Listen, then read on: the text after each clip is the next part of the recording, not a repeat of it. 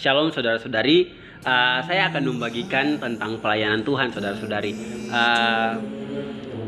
Dari Markus 10:45 berkata, karena anak manusia juga datang bukan untuk dilayani, melainkan untuk melayani dan untuk memberikan nyawanya menjadi tebusan bagi banyak orang. Ayat ini mengatakan anak manusia datang dan melayani siapa saja. Siapa saja yang datang di hadapan Tuhan, Tuhan pasti melayaninya saudara-saudari. Puji Tuhan. Contoh gini saudara-saudari, bagi yang lapar dia memberi makanan, bagi yang sakit dia sembuhkan, dan banyak hal yang mau Tuhan lakukan untuk saya dan untuk saudari. Puji Tuhan saudara-saudari. Lukas 22 ayat 26-27 mengatakan, tetapi kamu tidaklah demikian, melainkan yang terbesar di antara kamu hendaklah menjadi sebagai yang paling muda dan memimpin sebagai pelayan. Sebab siapakah yang lebih besar, yang duduk makan atau yang melayani? Bukankah dia yang duduk makan? Tetapi aku di tengah-tengah kamu sebagai pelayan. Puji Tuhan saudara-saudari.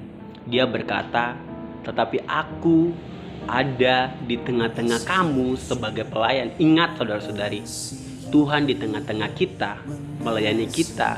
Ini adalah kasih karunia. Puji Tuhan saudara-saudari. Haleluya. Kasih karunia itu adalah Kristus terlebih dahulu melayani kita, kemudian baru kita melayani Kristus saudara-saudari. Puji Tuhan. Segala sesuatu yang Tuhan perbuat adalah untuk melayani kita. Haleluya saudara-saudari. Puji Tuhan ya. Amin. Kita mempunyai satu Tuhan, dia melayani kita ketika kita mempunyai problem dalam hidup kita, ketika kita terbentur pada kesulitan, ketika kita tidak berdaya. Berilah kesempatan kepada Tuhan untuk melayani Anda dan juga melayani saya saudara-saudari. Puji Tuhan. Lukas 12 ayat 37, berbahagialah hamba-hamba yang didapati tuannya berjaga-jaga ketika ia datang. Aku berkata kepadamu, sesungguhnya ia akan mengikat pinggangnya dan mempersilahkan mereka duduk makan, dan ia akan melayani mereka. Puji Tuhan saudara-saudari. Kelak dia masih akan melayani kita. Kita berhutang kepada Tuhan saudara-saudari, menjadi orang-orang yang menerima kasih karunia dengan cuma-cuma. Kita juga selama-lamanya berhutang kepada Tuhan, menjadi orang yang selama-lamanya menikmati kasih Tuhan. Puji Tuhan saudara-saudari. Ketahuilah, dalam perkara ini Kristus dapat melayani Anda, dapat melayani saya saudara-saudari.